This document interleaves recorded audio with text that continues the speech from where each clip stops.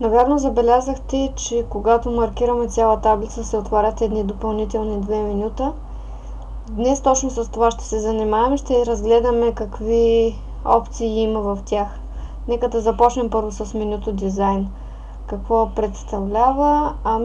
Когато маркираме таблицата, ние може да изберем някои по-специфични неща, като например всеки четен и нечетен ред да се различава.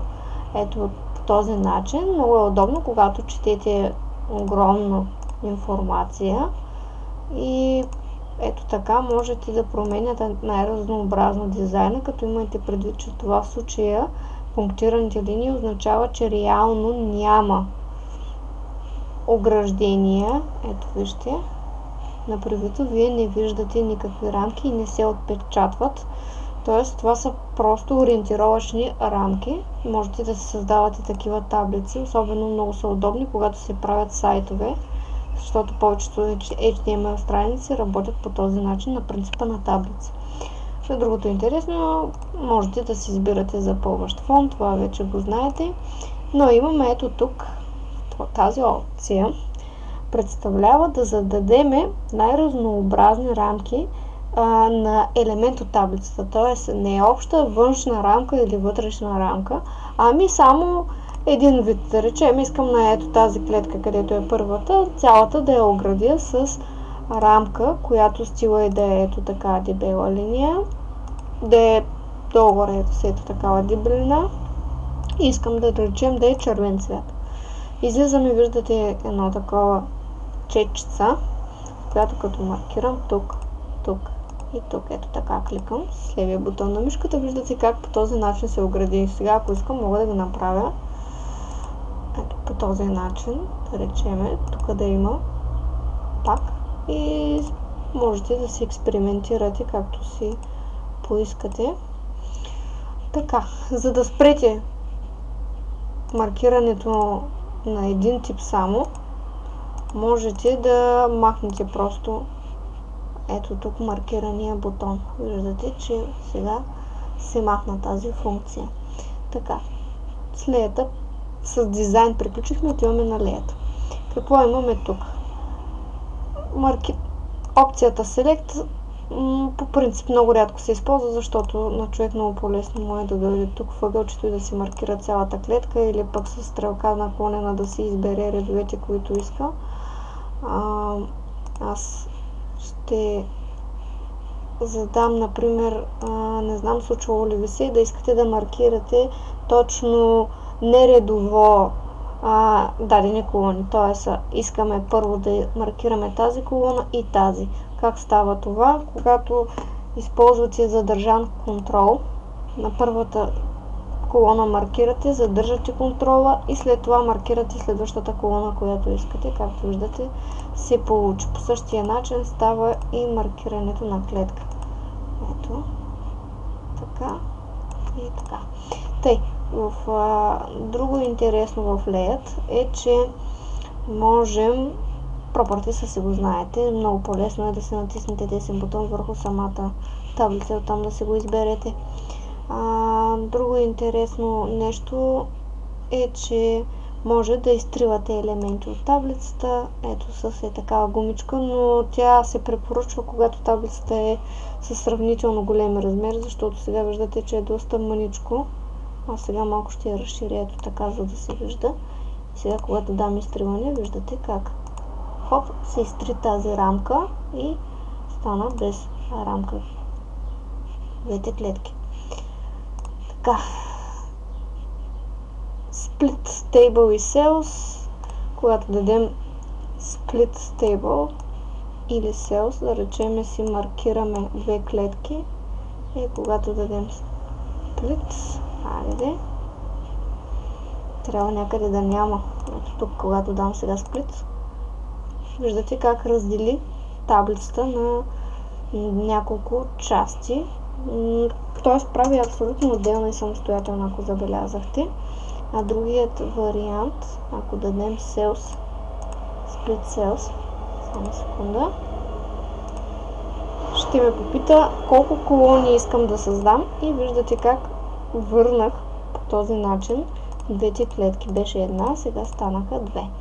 Друго интересно нещо в Layout е, че можем да зададем автоматична височина на колоните.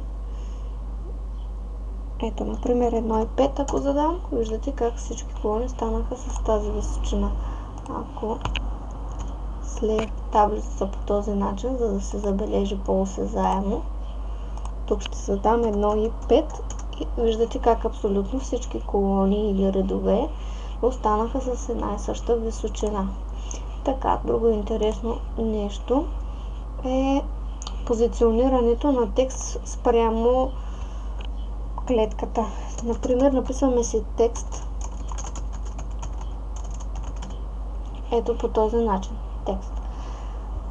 Искаме обаче да не е в горния ляв ъгъл, ами да е по средата. Цъкаме си тук и виждате как текст се измести по средата. Друго удобно нещо е азбучното подреждане. Нека първо да сплитнем тази клетка, за да имаме тук. Както виждате, имаме вече клетка. Сега, нека да добавим, да речеме, 3 имена. Иван, Стоян и Георги. Добавили сме ги, решаваме, че ще им поставяме оценки, да речем по математика, физика.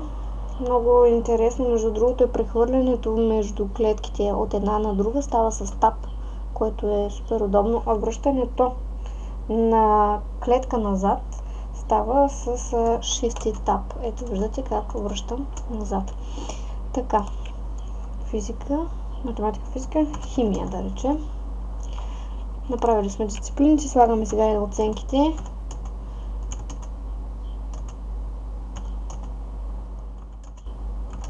Ето по този начин. Така, сега, след като сме направили оценките, искаме само да изтрия реда, за да не ни пречи. Искаме да подредиме по азбучен ред, тъй като знаем, че Стоян надали се намира преди Георги. Как става подреждането? Ами маркираме си колоната по този начин и идваме тук. A, Z, Sort. Оттам избираме колона 1, подреди я по нарастване от малко към по-голямо и виждате как първо се изписа Георги, Иван, Стоян. От А до Я по азбучен ред. Искаме обаче да направим, да видим кой ученик има най-висока оценка по математика. Маркираме си колоната, идваме тук и даваме коя ще бъде оценката по математика. Избираме номера да бъдат нарастваща стойност, т.е. от малко към по-голямо и виждаме Иван има тройка, Стоян има също тройка, Георги излиза с най-високата оценка. Това представлява подреждането. Обръщането на... друго също, между другото, преди да започнем с обръщането, ще ви покажа. Да речем, искаме да сумираме тези три оценки. Как може да се случи това? Идваме тук, задаваме формула и разбира се, то под разбиране ни пита сума ли искаме да правим. Да, сума искаме и виждате как сумира тези стойности. Така. Ясно е, че надали може да се използва за подробни формули. Excel е много по-удобна програма, която по-нататък ще изучаваме. Друго интересно нещо е, често предполагам да се е случило от интернет да си изтеглите текст, който е вграден в таблица, ето по този начин. За да махнете текста, единият вариант е да хванете, да го провлачите отвънка или с кът да го изместите, да го изрежете от тук. Да, ама ако имате много клетки, няма да е приятно да вадите текста по този начин, затова ви препоръчвам, маркирате си таблицата, оттам отивате на Layout и оттам избирате Convert to Text, при което ще ни попита как искаме да обърнем текста. Избираме си Tabs, OK, при което виждате как само изместваме картинката и виждате как текста вече излезе и останаха само отвънка картинките. И това е.